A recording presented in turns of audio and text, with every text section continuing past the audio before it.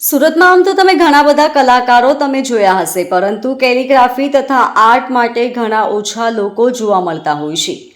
આજે અમે વાત કરી રહ્યા છીએ સુરતની એક મહિલાની કે જે છે ઉઝ્મા સૈયદ, કે જેણે અથાગ મહેનતથી ઘણું જ સુંદર પ્રદર્શન કરી બતાવ્યું છે, જેમાં તેમની કલાકારી ખરેખર વખાણવા લાયક છે. તો આપણે જાણીએ હવે ઉઝ્મા સૈયદ પાસેથી કેટલીક રસપ્રદ વાતો. કેલિગ્રાફી તેમજ આર્ટની શરૂઆત ક્યારથી થઈ અને કઈ રીતે તેમણે આવા સુંદર ચિત્ર બનાવ્યા તે તેમની પાસેથી જ જાણીએ. मेरा नाम उज़्मा सैयद है. और ये आर्ट और कैलीग्राफी की शुरुआत कब से आपने की थी, कितनी उम्र से और किस तरह इसकी शुरुआत की?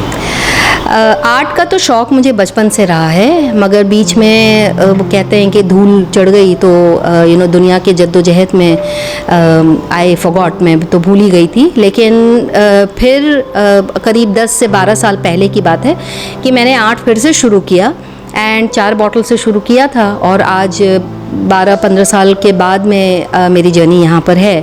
रही बात कैलीग्राफी की, तो कैलीग्राफी तो मैं पिछले 3-4 साल से ही सीख रही हूँ और वो भी सीनी स्टाइल सीख रही हूँ, जो चाइनीज़ अरबिक स्टाइल है. ये बहुत ही आर्टिस्टिक है, इसलिए मैंने ये चुना.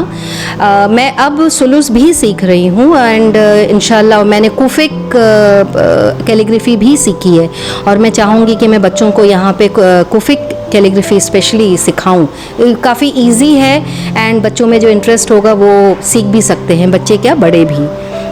अच्छा, बहुत आपने टैलेंट इसके अंदर बताया है कैलीग्राफी, तो किस तरह इसको बनाते हो और कैसी इसमें मेहनत आपको होती है बनाने में? देखिए, ये एक्चुअली कैलीग्राफी बहुत ही पुरानी स्टाइल है, पुरानी चीज़ है एंड इस्लामिक आर्ट में का एक पार्ट है. ये इस्लामिक आर्ट 3 चीज़ों में बटा हुआ है. एक है अरबिक कैलीग्राफी, दूसरी है बायोमॉर्फिक यानी अरेबिस्क जिसको भी कहते हैं, एंड तीसरी है कैलीग्राफी.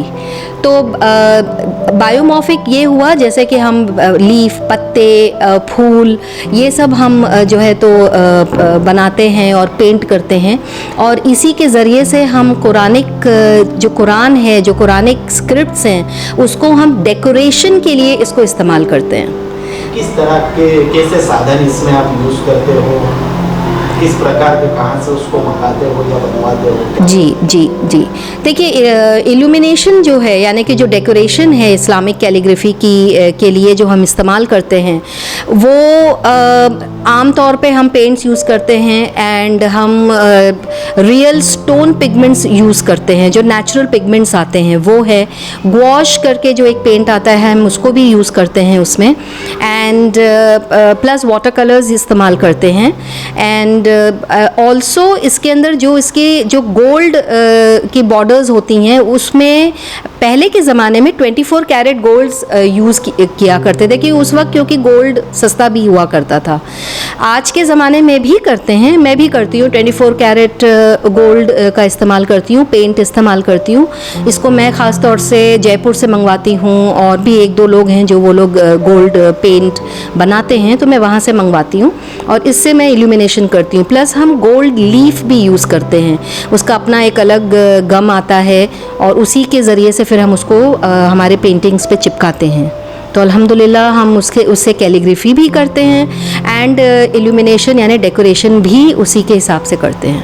कितना टाइम लगता है एक आपको कंप्लीट करने में इसके अंदर?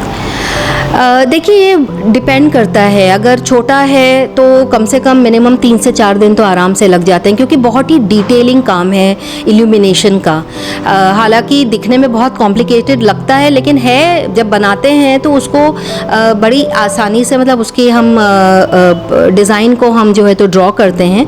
लेकिन इसको जब टेसलेट करते हैं यानी इसको जब हम रिपीट करते हैं तो लाइक नॉर्मली A3 साइज़ हो गया, यानी A3 साइज़ बड़ी साइज़ होती है या A4 साइज़ होती है, तो उसको पहले हमें ट्रेस करना पड़ता है, फिर उसको वापस से ट्रेस करना पड़ता है पेपर पर. उसके पहले हमको पेपर पे काम करना पड़ता है। हम उसको पेपर की स्टेनिंग करते हैं, जो हम चाय की पत्ती से स्टेन करते हैं या कॉफ़ी के पानी से स्टेन करते हैं, या फिर जो नेचुरल कलर्स आते हैं, जैसे आपका हिबिस्कस फ्लावर जो होता है, लाल लाल कलर के जो फूल आते हैं जो नॉर्मली लोग मंदिरों में चढ़ाते हैं, जो लाल वाले फूल होते हैं, उसका भी कलर लेते हैं। बीटरूट का कलर हो गया, हल्दी का कलर हो गया है। तो इन सारे कलर से हम पेपर को पहले टिंट करते हैं, उसके बाद में उसको बर्निश करते हैं। बर्निश करने का मतलब होता है कि पेपर को पॉलिश करना या पेपर को रब करना, ताकि पेपर स्मूथ हो जाए।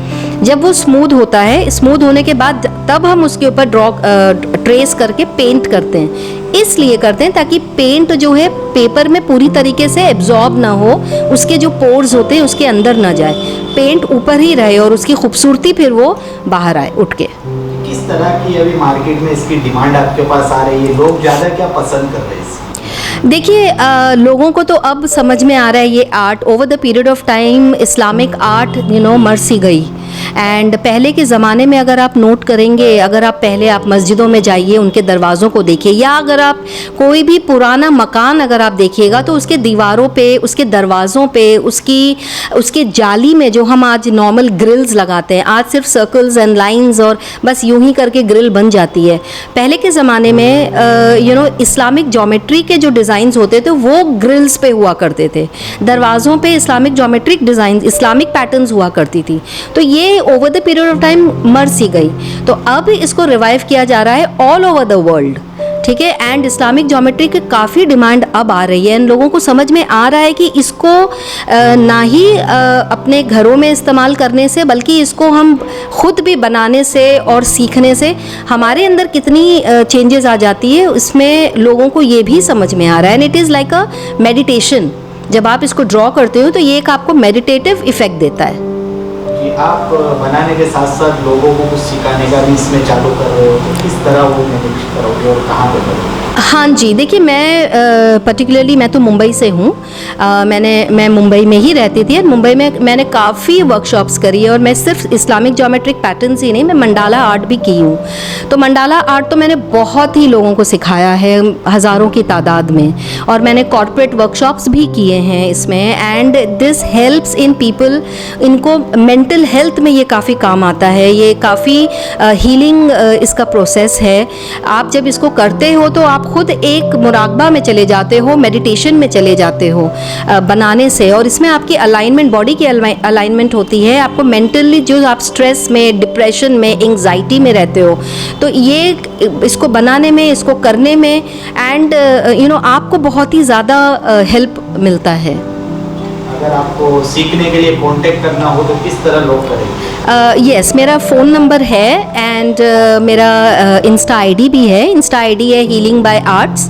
आप उस पर जाकर आप मुझे कांटेक्ट कर सकते हैं। मेरा एफबी पेज भी है, उज़मा सैयद के ही नाम से मेरा एफबी पेज है। मेरे सारे पेंटिंग्स एंड मेरे सारे जो आर्ट एंड ड्राइंग है उस पर भी है, तो आप उस पर भी चेक कर सकते हैं। एंड मैं आपको अपना नंबर दे दूँगी, आप उस पर भी मुझे कांटेक्ट कर सकते हैं।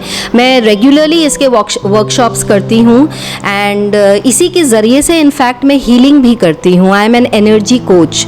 एनर्जी कोच वो होता है जो एनर्जी से आपकी हीलिंग करता है। काफ़ी लोग आज दवाएं खा कर परेशान हो चुके हैं। ये ऑल्टरनेटिव थेरेपी में आता है, ऑल्टरनेटिव हीलिंग में आता है, ठीक है। हमारे मुसलमान कौम में इनफैक्ट अगर देखा जाए तो बहुत कम लोग हैं जो इसको एक्चुअली जानते हैं, इस हीलिंग को पहचानते हैं। बहुत ही कम लोग हैं, लेकिन ये हीलिंग काफ़ी काम करती है। इनफैक्ट अल्हम्दुलिल्लाह इसके तो कोई साइड इफ़ेक्ट्स है ही नहीं। शुरुआत ये ईसा अलैहिस्सलाम से हुआ, क्योंकि ईसा अलैहिस्सलाम थे जिनको अल्लाह ने ये मौजज़ा दिया था कि वो अगर किसी पर हाथ रखते तो उनकी बीमारी दूर हो जाती। बीमारी क्या, कोई भी चीज़ से जब वो परेशान होते थे तो अल्लाह के हुक्म से वो चीज़ अच्छी हो जाती थी।